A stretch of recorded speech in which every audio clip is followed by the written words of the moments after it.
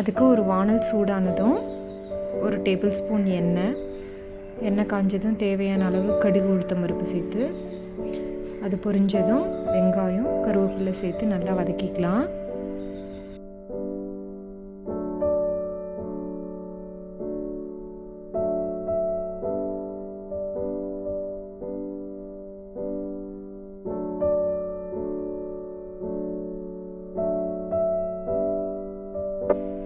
வெங்காயம் வதங்கினதும் நம்ம பொடியாக நறுக்கி வச்சுருக்கிற முள்ளங்கியை சேர்த்துக்கலாம்.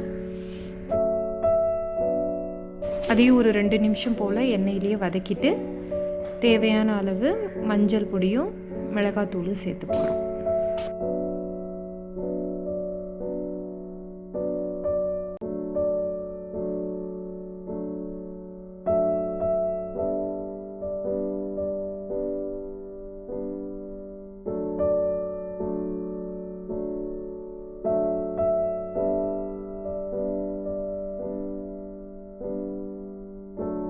இதையும் கொஞ்ச நேரம் எண்ணெயிலேயே நல்லா வதக்கிட்டு தேவையான அளவு உப்பு கூடவே தண்ணி சேர்த்து வேக வச்சிடலாம்.